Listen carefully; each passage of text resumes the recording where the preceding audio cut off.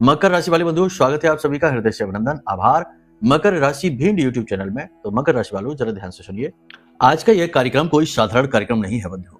इस कार्यक्रम में आपको वो सूत्र मिलने जा रहे हैं जो हिंदू वैदिक पद्धति पर आधारित हैं, ज्योतिषीय आकलनों पर आधारित हैं और इन सूत्रों के माध्यम से विषम परिस्थितियों से बाहर निकलने के मार्ग खोजे जाते हैं। जी हाँ, याद रखना बंधुओं कि जीवन की परिस्थितियां जैसी भी हैं, जो भी हैं, उन परिस्थितियों में काफी हद तक आपकी भी जिम्मेदारी है कि आपकी गलतियां, आपके ईमानदारी आपकी जरूर से ज्यादा लोगों की मदद करने के स्वभाव की वजह से है, लेकिन बहुत सारा श्रेय इसमें ऊर्जाओं को भी जाता है। ग्रहों की ऊर्जाएं हैं, देवताओं की ऊर्जाएं हैं, नकारात्मकताओं की ऊर्जाएं हैं। तो कई प्रकार की ऐसी परिस्थितियां निर्मित होती हैं कि इंसान फंस जाता है, उलझ जाता है, ना चाहते हुए भी कर्जा लेना पड़ता है, ना चाहते हुए भी बिना मतलब में किसी और के कर्मों का दंड उसे भोगना पड़ता है। तो ऐसी परिस्थितियों में जब आप फंसे, तो इन परिस्थितियों से बाहर निकलने का मार्ग आज के इस कार्यक्रम के सूत्रों में है। जी हाँ, ये कोई साधारण कार्यक्रम नहीं है, हल्के में इसे बिल्कुल मत लेना। इस कार्यक्रम में जो कुछ भी बताया जाने वाला है, आगे हम जिस विषय पर भी चर्चा करने वाले हैं, वो विषय बहुत गहरा, बहुत बड़ा है। छोटे मोटे कार्यक्रम में तो इस विषय को डिस्कस करना केवल इसकी एक झलक मात्र देना है, क्योंकि इस विषय पर तो अलग अलग 4 कार्यक्रम बन सकते हैं। 4 दिन तक इस पर चर्चा हो सकती है, घंटों की चर्चा हो सकती है। लेकिन हमने कोशिश की है कि आपको शॉर्टकट में सब कुछ एक छोटे से पैकेट में पैक करके दे दें इस कार्यक्रम के रूप में, ताकि आपको कम समय में अधिक लाभ प्राप्त हो सके, और यही हमारी कोशिश रहती है। बहुत सारे लोग हमसे ऐसे जुड़े हुए हैं या जुड़ते जा रहे हैं जो महीने भर पहले, 15 दिन पहले, 6 महीने पहले, 2 महीने पहले अपनी कुंडलियां कराकर हमसे गए और आज बड़े सुखी हैं। किसी का बिजनेस नहीं चल रहा था तो आज उनकी फैक्ट्रियां खुल रही हैं, विवाह नहीं हो रहा था तो विवाह हो रहे हैं, विवाह हो चुका था तो झगड़े हो रहे थे, क्लेश रह रहा था, 6 महीने शादी के नहीं हुए और अलग अलग रहना शुरू कर दिया था, तो वो आपस में साथ में रहने लगे। ये सब कुछ होता है महामाई की कृपा से, क्योंकि हम तो उन्हीं को आधार बनाकर चलते हैं। बाकी उपाय, क्रियाएं, ज्योतिषीय आकलन तो है ही। तो कहने का मतलब यह है बंधुओं कि आज का यह कार्यक्रम आपके जीवन के लिए एक महत्वपूर्ण मील का पत्थर साबित होने जा रहा है।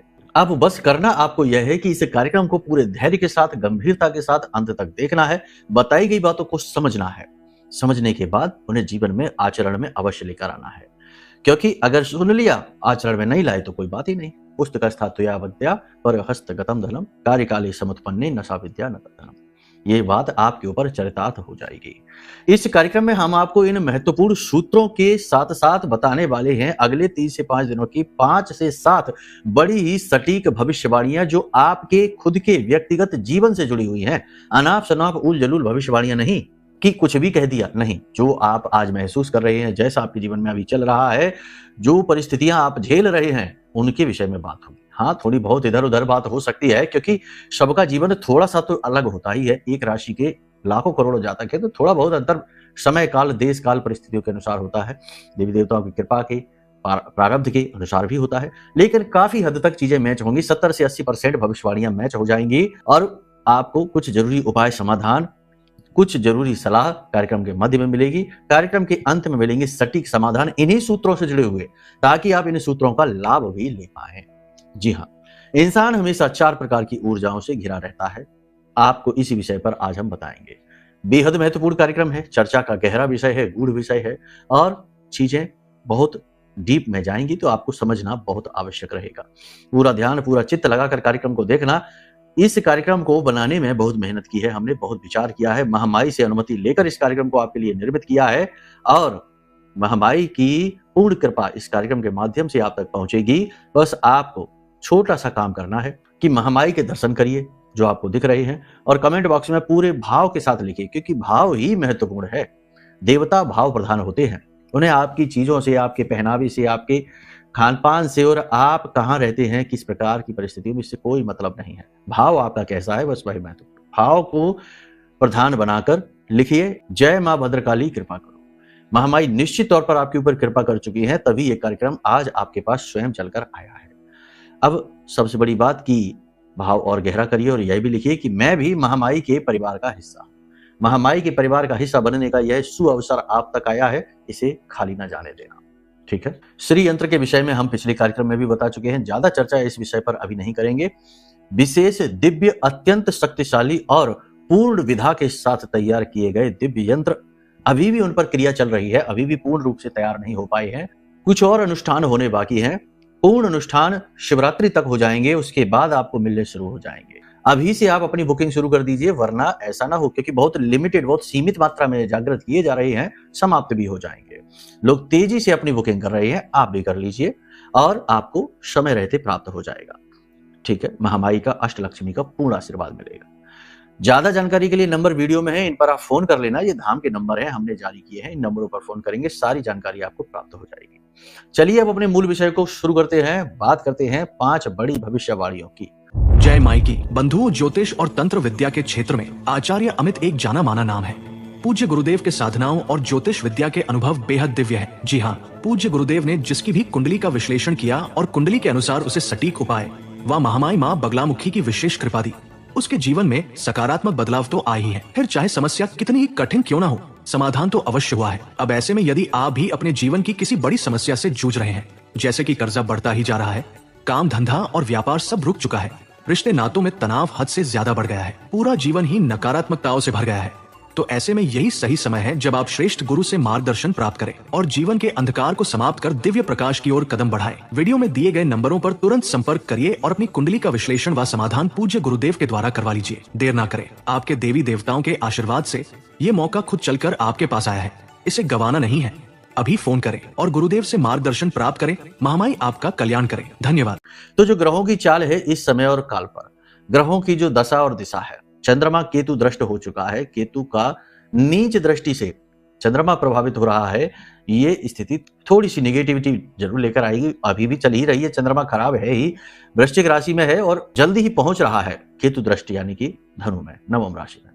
तो चंद्रमा का यह जो प्रभाव है यह आपके मन को प्रभावित करेगा, नेगेटिविटी को मन में भरेगा, लेकिन कहीं ना कहीं ये आपको ऊर्जा भी प्रदान करेगा, कहीं ना कहीं आस का एक दिया भी मन में जलेगा, लड़ने का जज्बा उत्पन्न करेगा, समस्याओं से बाहर निकलने का मार्ग प्रशस्त करेगा, क्योंकि गुरु की सीधी दृष्टि इसके ऊपर पड़ रही है। गुरु का ही भाव, गुरु की ही राशि और गुरु की ही दृष्टि। ठीक है, तो इस लिहाज से ये प्रबल हो जाता है। आप में से कुछ लोगों के लिए ये योग बड़ा लाभदायक भी रहने वाला है, क्योंकि यह एक तरीके से देखा जाए तो गुरु और चंद्र का गज केसरी योग भी निर्मित करता है, यदि आपकी जन्म पत्री में चंद्रमा और गुरु दोनों की स्थिति प्रबल है। जी हाँ, जन्म पत्री के बारे में बात करना बेहद आवश्यक है, क्योंकि वह आपके जीवन की चाबी है, वह महत्वपूर्ण कड़ी है, चीजें वहीं से शुरू होती हैं। तो यदि आपकी जन्म पत्री में गुरु और चंद्रमा की स्थिति प्रबल है, तब तो यह आपके लिए बहुत अच्छा होने वाला है। क्या होगा आपके जीवन में? आप अपने जीवन में काम की यानी ऊर्जा की सक्रियता महसूस करेंगे, पूरी ऊर्जा के साथ काम करेंगे, मन लगाकर काम करेंगे और सबसे बड़ी बात यह है कि सफलताएं स्वयं ढूंढ लेंगे। जी हाँ, या कह सकते हैं कि आपकी कार्य की तीव्रता इतनी प्रबल होगी कि आपको छोटी छोटी सफलताएं मिलनी शुरू हो जाएंगी। मन में आपको पॉजिटिविटी का एहसास रहेगा, बशर्ते कंडीशन यही है कि चंद्रमा और गुरु आपकी जन्म पत्री में अनुकूल होने चाहिए। यदि इनकी स्थिति खराब है तो इसके विपरीत परिस्थिति भी हो सकती है। अचानक से आपको अवसाद, टेंशन, तनाव भी घेर सकता है। जो है सो है, स्पष्ट करके बता रहे हैं, कंफ्यूज मत होना। दोनों ही बातें हैं, क्योंकि चंद्रमा इस समय पर है तो प्रबल ही।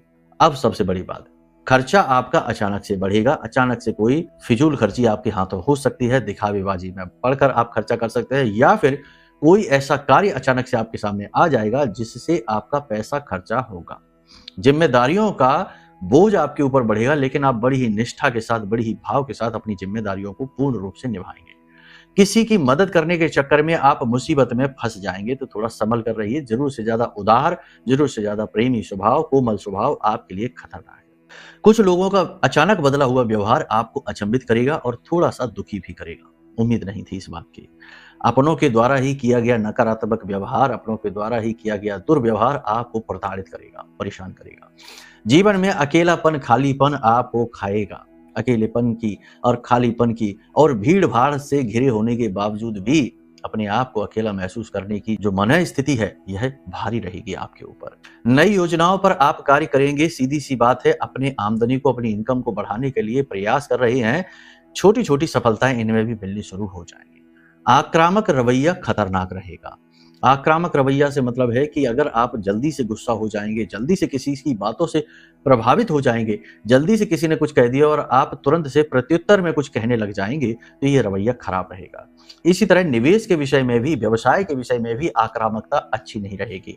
मतलब कि जरा सा कोई अच्छा मौका दिखा और आपने पैसा लगा दिया, जरा सी किसी की बातों में आ गए और आपने पैसा लगा दिया, ये रवैया बड़ा आक्रामक है, एग्रेसिव है। ये रवैया नहीं, आपको कूल ठंडा रवैया अपनाना है, शांति से काम लेना है, सोचने में समय अधिक देना है। जी हाँ, कुछ लोग आपसे जानबूझकर उलझेंगे और ऐसी बातें बोलेंगे जो आपको अच्छी नहीं लगेंगी, झगड़ा मोल लेने जैसी स्थिति बनेगी। तो थोड़ा सा इस स्थिति में आपको अपने आप को संतुलित रखना है, अपना बैलेंस बनाकर चलना है, संतुलित व्यवहार आपको दिखाना है। कहीं ना कहीं किसी न किसी प्रकार से आपको सहायता अवश्य प्राप्त होगी, गुरु का मार्गदर्शन अवश्य मिलेगा, कोई आपको सपोर्ट भी अवश्य करेगा ही। हमेशा याद रखना, जीवन द्विभाव में चलता है, अकेली एक ही परिस्थिति नहीं होती। हाँ, ये बात अलग है कि हमारी दृष्टि जरूर एकात्म में केंद्रित होती है, हम एक ही चीज को देख पाते हैं। अब हमने करना यह है कि हमें अच्छी और बुरी दोनों ही प्रकार की परिस्थितियों का आकलन करना है। बुरे लोग अगर परेशान करते हैं तो कुछ अच्छे लोग भी हैं जो आपको बचाना चाहते हैं, आपके बारे में अच्छा सोचते हैं। उन्हीं के बारे में सोचना है, क्योंकि उन्हीं में से कोई एक मददगार बनकर आएगा। शरीर के दाहिने भाग में चोट लगने का खतरा है, फिसल कर गिरना या जल्दबाजी में चोट खा जाने का भाव उत्पन्न होता है, संभल कर चलें। महत्वपूर्ण चीजें खो सकती हैं, जैसे चाबियां हैं, जैसे कि महत्वपूर्ण डॉक्यूमेंट हैं, जैसे कि कोई ऐसी चीज जो आपने कहीं छिपा कर रखनी है, संभाल कर रखनी है और वह गुम हो जाएगी, सही समय पर आपको याद नहीं आएगी, मिलेगी नहीं। बिना किसी बात के उच्च अधिकारी अचानक से आप पर गुस्सा करेंगे और आपको डांट सकते हैं, या बिना किसी बात के, आपकी गलती भी नहीं है तब भी आपको डांट खानी पड़ सकती है। उच्च अधिकारियों की तीखी तिरछी नजर सहनी पड़ सकती है। अपनी वाणी पर आपको पूर्ण नियंत्रण रखना है, परिस्थिति के अनुसार चलना है, ना कि मन के अनुसार। भावनाओं में बहकर आप वाणी को गलत तरीके से प्रयोग कर सकते हैं, जो आपके लिए ही हानिकारक रहेगी। पैसे को बचाकर रखिए, संभाल कर रखिए। पैसा आपके पास आएगा, उतनी ही तेजी से निकलेगा भी, लेकिन उसे निकलने नहीं देना है। संभल जाना है, समझना है कि किस जगह पर फिजूल खर्ची होने जा रही है, कहाँ जरूरी है, कहाँ नहीं जरूरी। मतलब यह है कि अपने हिसाब किताब का आकलन सटीकता के साथ करना है।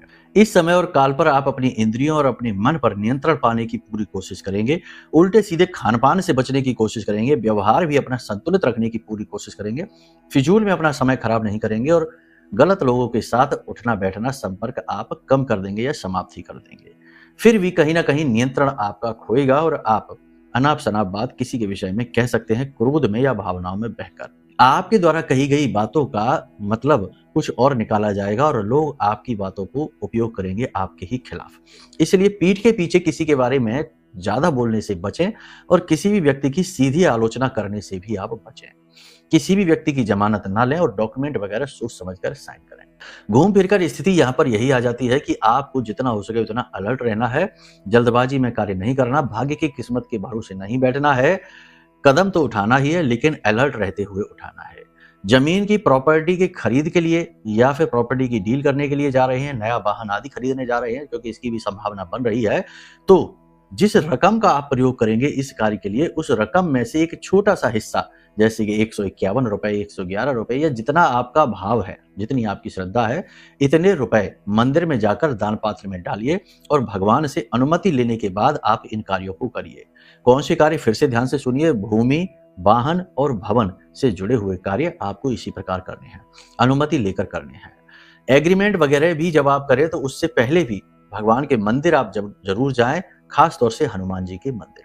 आपका काम अवश्य बनेगा। काले पेन से लिखने से बचें और साइन करने से भी बचें। इस समय और काल पर यदि आप वाहन लेने के बारे में सोच रहे हैं और सेकंड हैंड गाड़ी खरीदना चाहते हैं तो इस चीज से बचें। यानी कि सेकंड हैंड वाहन खरीदना आपके लिए बड़ा भारी मुसीबत का कारक बनेगा, बहुत रुलाएगा आपको। इस समय और काल पर कम से कम 15 तारीख तक आप बचिए, उसके बाद फिर आगे आपको बताते हैं।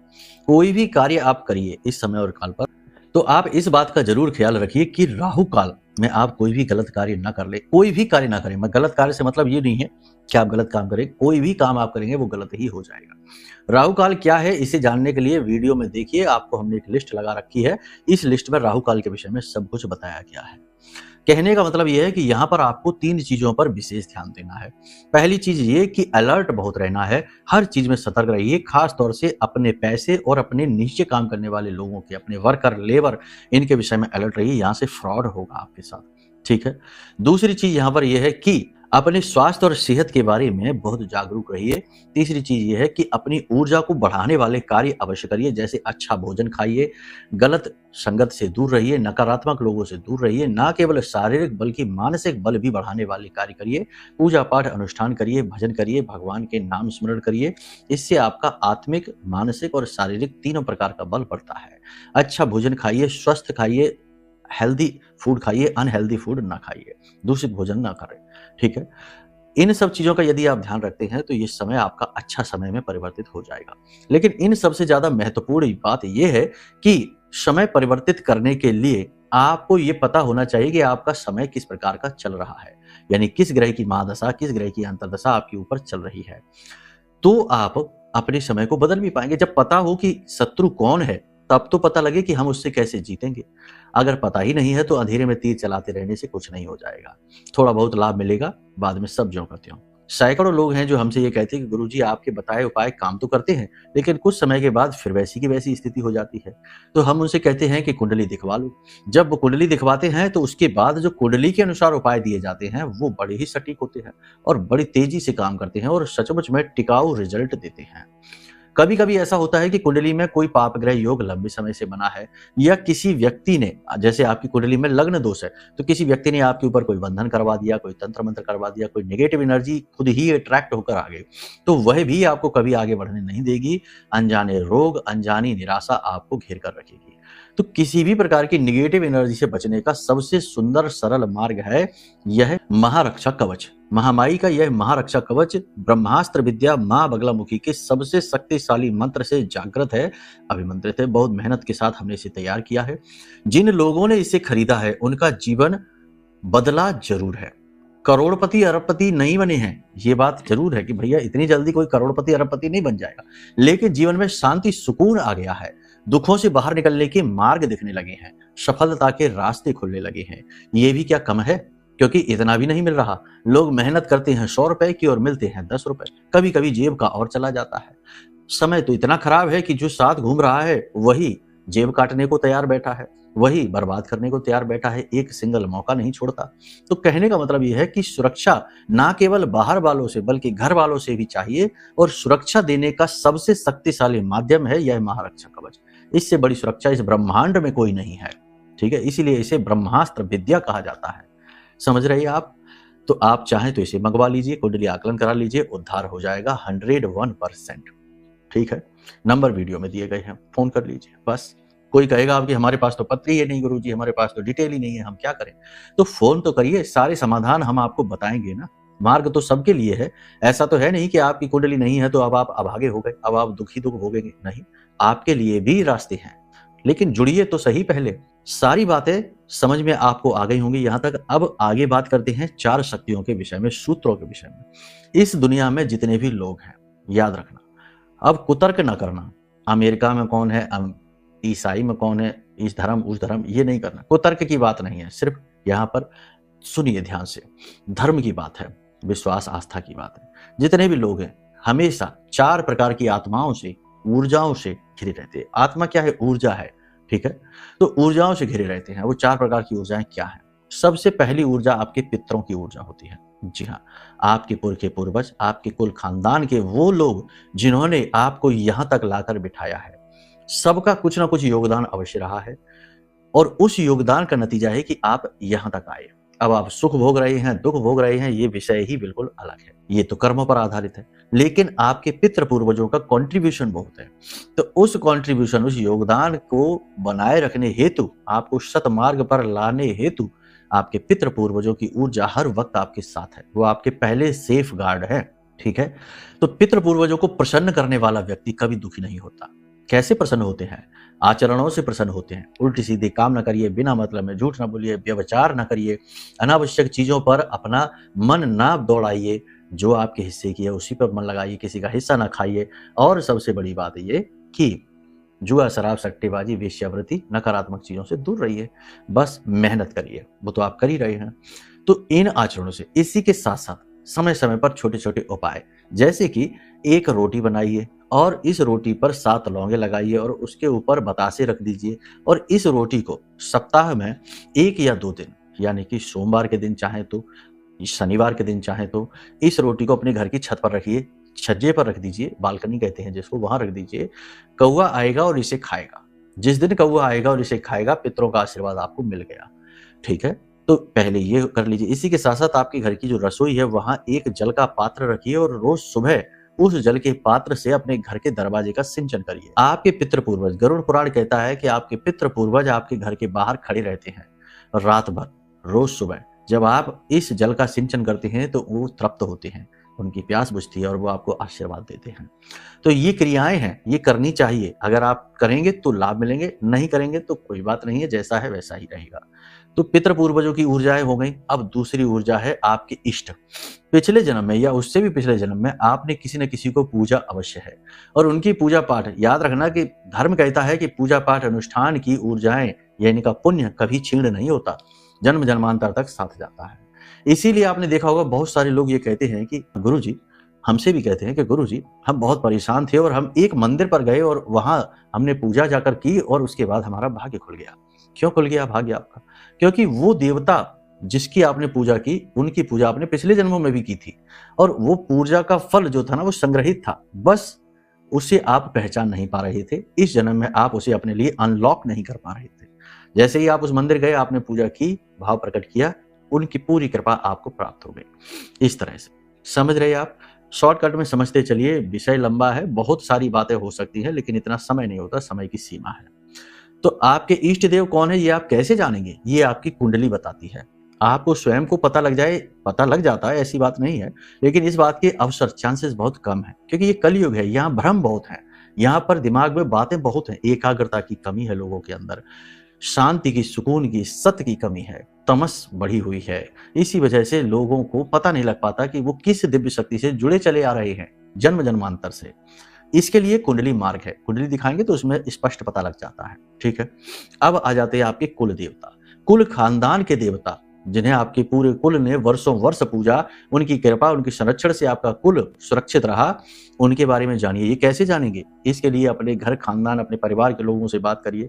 यदि जानते हैं तो महीने में कम से कम एक बार या 2 बार, ज्यादा नहीं तो एक बार जाकर उनका जो धाम है, जो विशेष मंदिर है, उस मंदिर में जाकर छोटा मोटा अनुष्ठान, पूजा, हवन आदि अवश्य करवा दीजिए।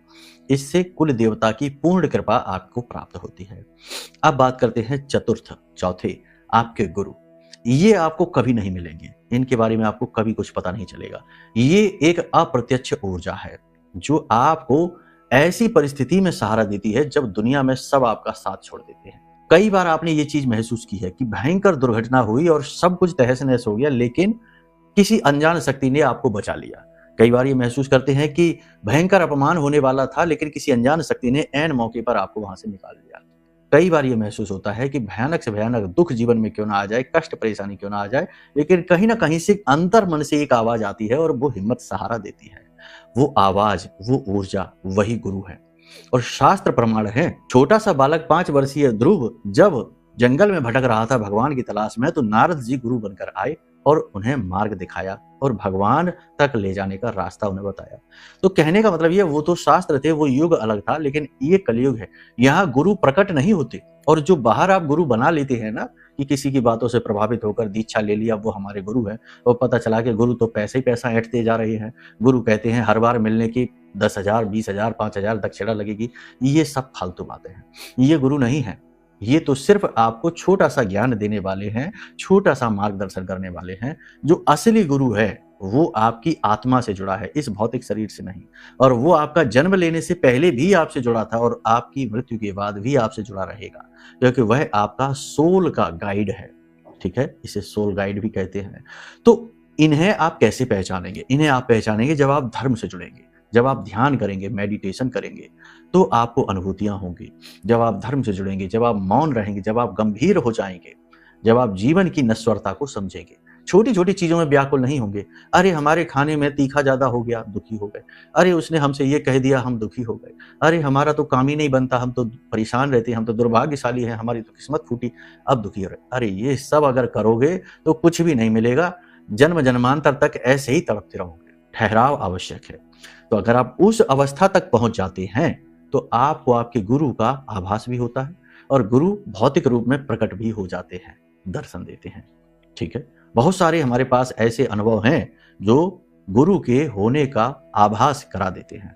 पूर्ण रूप से दर्शन तो नहीं होते हैं, लेकिन आभास 100% हो जाता है कि गुरु साथ ही खड़े हैं। समझ रहे हैं आप?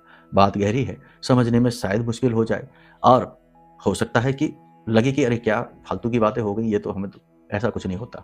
ये भी हो सकता है क्योंकि ये कलयुग है। यहाँ जो सही बात बताएगा वही शत्रु बन जाएगा, जो सत्य कहेगा उसी को मारा जाएगा। समझ रहे हैं आप? भगवान श्री कृष्ण ने सबका सुख चाहा, सबको साथ दिया, सबका अच्छा किया, अंत में उन्हीं को श्राप लग गया, उन्हीं की एकांत में और कष्टदायक मृत्यु हुई। समझ रहे हैं आप? ये संसार ऐसा ही है। कहने का मतलब यह है कि आप अपने आप को समझो, अपने आप को जानो, व्याकुलताओं से ऊपर उठो। जीवन छोटे छोटे कष्ट, दुख, तकलीफों में उलझ कर रह जाना नहीं है। स्वयं का बोध करिए, आत्मिक चिंतन करिए, एकांत में बैठिए, मौन होइए, कुछ ना गाइए, कुछ ना गुनगुनाइए, चिल्लाइए नहीं, शोर ना मचाइए, मौन हो जाइए। वही है शांति का मार्ग, वही है सफलता का मार्ग, और वही है दिव्य शक्तियों से संपर्क का मार्ग, और फिर वहां से एक नया जीवन, नई यात्रा और नए भाग्य का उदय। समझ गए आप सारी बात? यहां तक सारी बातें आपने गंभीरता के साथ यदि सुन ली हैं तो इसका मतलब यह है कि आप तैयार हैं अपने जीवन की नेक्स्ट लेवल पर जाने के लिए, यानी अपने आत्मिक उत्थान के लिए। स्वयं आप ही अपना उत्थान कर सकते हैं, आप ही अपना पतन कर सकते हैं, और कोई नहीं। भगवान श्री कृष्ण, छोटा सा एक देखो उदाहरण समझ लो, उदाहरण से बातें अच्छे से समझ में आती है। भगवान श्री कृष्ण सारथी बने अर्जुन के, अगर भगवान चाहते तो एक चुटकी बजाते पूरे महाभारत का फैसला हो जाता, युद्ध का, एक चुटकी में।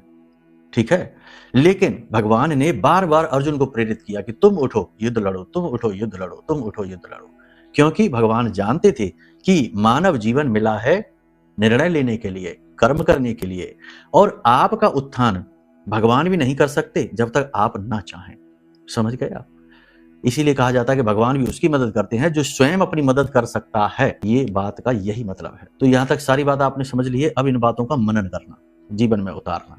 कोई उपाय नहीं है, ये एक विषय है, ये एक दिशा है। इस दिशा में आप आगे बढ़िए।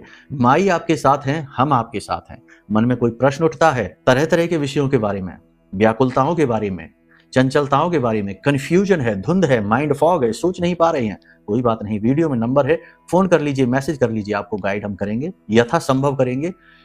और कुछ और जानना है कि भाई कुंडली का आकलन कराना है, ग्रहों को समझना है, महारक्षा कवच लेना है, या फिर श्री यंत्र जिसके विषय में हमने बताया वो मंगाना है, कुछ भी करना है, वीडियो में नंबर जारी हमने कर रखे हैं, इन पर फोन करिए, आपके लिए हम तत्पर तैयार हैं। ठीक है, तो चलिए वाणी को यहीं विराम देते हैं। प्रेम से बोलिए जय माई की, जय मां बगलामुखी। हमारे प्रिय और परम पूज्य आचार्य जी ने अपनी साधनाओं के अनुभवों पर आधारित शक्तिशाली उपाय और क्रियाओं के माध्यम से हजारों लोगों के जीवन को पूरी तरह से बदला है। आचार्य जी के द्वारा बताया गया हर एक उपाय इतना सटीक और कारगर होता है कि जो भी इसे पूरे भाव के साथ कर लेता है उसे साक्षात महामाई की कृपा और आशीर्वाद प्राप्त हो जाती है। इसलिए निसंकोच इन उपायों को पूरे भाव के साथ करिए, आपका कल्याण होगा। जय माई की।